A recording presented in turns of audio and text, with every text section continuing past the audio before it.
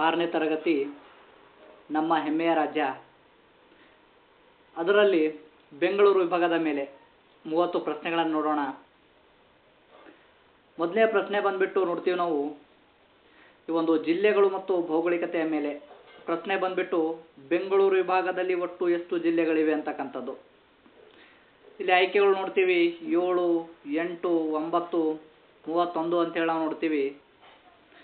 ಇದಕ್ಕೆ ಸರಿಯಾದ ಉತ್ತರ ಬಂದ್ಬಿಟ್ಟು ಬೆಂಗಳೂರು ವಿಭಾಗದಲ್ಲಿ ಬರ್ತಕ್ಕಂಥದ್ದು ಒಟ್ಟು ಜಿಲ್ಲೆಗಳು ಎಷ್ಟು ಅಂದರೆ 9 ಜಿಲ್ಲೆಗಳು ಅಂತಕ್ಕಂಥದಕ್ಕೆ ಸರಿಯಾದ ಉತ್ತರ.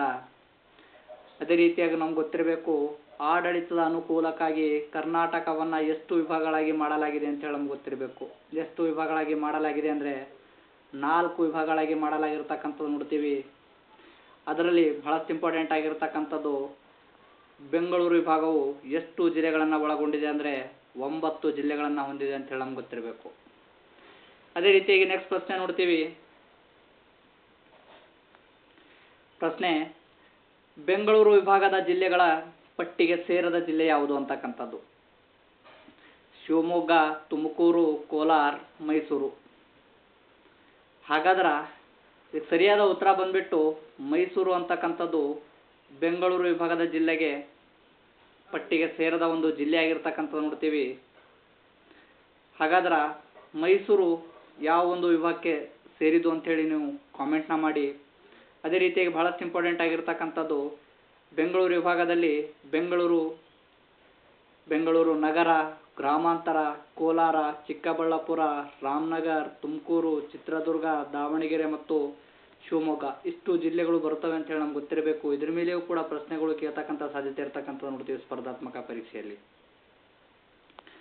ಅದೇ ರೀತಿಯಾಗಿ ನೆಕ್ಸ್ಟು ಬೆಂಗಳೂರು ವಿಭಾಗವು ಕರ್ನಾಟಕದ ಯಾವ ಭಾಗದಲ್ಲಿದೆ.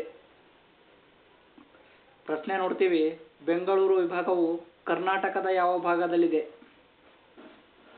ಆಯ್ಕೆಗಳು ನೋಡ್ತೀವಿ ಉತ್ತರ, ದಕ್ಷಿಣ, ಪೂರ್ವ, ಪಶ್ಚಿಮ. ಸರಿಯಾದ ಉತ್ತರ ಬಂದ್ಬಿಟ್ಟು ಆಪ್ಷನ್ ನಂಬರ್ 2ನೇದು ಅಂದರೆ ಬೆಂಗಳೂರು ವಿಭಾಗವು ಬರ್ತಕ್ಕಂಥದ್ದು ದಕ್ಷಿಣ ಭಾಗದಲ್ಲಿ. ಬಹಳಷ್ಟು ಇಂಪಾರ್ಟೆಂಟ್ ಆಗಿರ್ತಕ್ಕಂಥದ್ದು. ಅದೇ ರೀತಿಯಾಗಿ ನಮ್ಗೆ ಗೊತ್ತಿರಬೇಕು ಬಹಳಷ್ಟು ಇಂಪಾರ್ಟೆಂಟ್ ಆಗಿರ್ತಕ್ಕಂಥದ್ದು ಭೂಪಟದ ಪ್ರಕಾರ ಬೆಂಗಳೂರು ವಿಭಾಗವು ರಾಜ್ಯದ ಯಾವ ಭಾಗದಲ್ಲಿ ಬರುತ್ತದೆ ಅಂದರೆ ದಕ್ಷಿಣ ಭಾಗದಲ್ಲಿ ಬರ್ತಕ್ಕಂಥದ್ದು.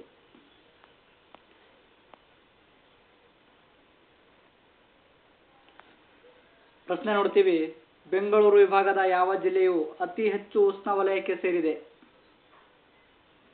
ಆಯ್ಕೆಗಳು ನೋಡ್ತೀವಿ ಶಿವಮೊಗ್ಗ, ಕೋಲಾರ, ರಾಮನಗರ, ದಾವಣಗೆರೆ. ಸರಿಯಾದ ಉತ್ತರ ಬಂದ್ಬಿಟ್ಟು ಬೆಂಗಳೂರು ವಿಭಾಗದ ಯಾವ ಜಿಲ್ಲೆಯು ಅತಿ ಹೆಚ್ಚು ಉಷ್ಣವಲಯಕ್ಕೆ ಸೇರಿದೆ ಅಂದರೆ ಇದಕ್ಕೆ ಸರಿಯಾದ ಉತ್ತರ ಆಪ್ಷನ್ ನಂಬರ್ 2ನೇದು ಕೋಲಾರ ಜಿಲ್ಲೆ. ಬಹಳಷ್ಟು ಇಂಪಾರ್ಟೆಂಟ್ ಆಗಿರ್ತಕ್ಕಂಥದ್ದು ಕೋಲಾರ ಜಿಲ್ಲೆಯು ಈ ವಿಭಾಗದಲ್ಲಿ ಏನದಂದ್ರೆ ಅತಿ ಹೆಚ್ಚು ಉಷ್ಣಾಂಶ ಹೊಂದಿರತಕ್ಕಂಥ ಒಂದು ಪ್ರದೇಶವಾಗಿದೆ ಅಂತ ಹೇಳಿ ನಮ್ಗೆ ಗೊತ್ತಿರಬೇಕು.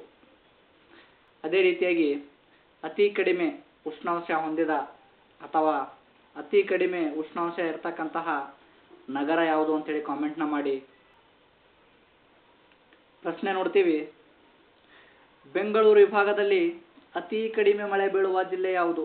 ಬೆಂಗಳೂರು ವಿಭಾಗದಲ್ಲಿ ಅತಿ ಕಡಿಮೆ ಮಳೆ ಬೀಳ್ತಕ್ಕಂತಹ ಜಿಲ್ಲೆ ಯಾವುದು ಅಂತಕ್ಕಂಥದ್ದು ಇಲ್ಲಿ ಜಿಲ್ಲೆ ಕೇಳಿರ್ತಕ್ಕಂಥದ್ದು ಬಹಳಷ್ಟು ಇಂಪಾರ್ಟೆಂಟ್ ಆಗಿರ್ತಕ್ಕಂಥದ್ದು ಶಿವಮೊಗ್ಗ, ತುಮಕೂರು, ಚಿತ್ರದುರ್ಗ, ಕೋಲಾರ.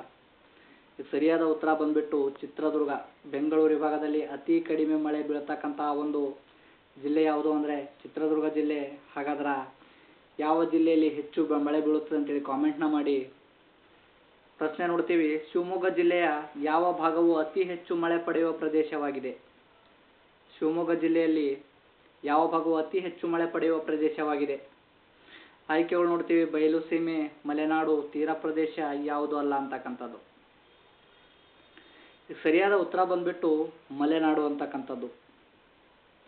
ಈ ಒಂದು ಶಿವಮೊಗ್ಗ ಜಿಲ್ಲೆಯಲ್ಲಿ ಬರ್ತಕ್ಕಂತಹ ಮಲೆನಾಡು ಬಹಳಷ್ಟು ಇಂಪಾರ್ಟೆಂಟ್ ಆಗಿರ್ತಕ್ಕಂಥದ್ದು.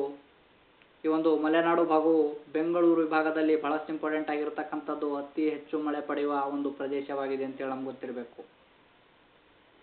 ಅದೇ ರೀತಿಯಾಗಿ ನೆಕ್ಸ್ಟು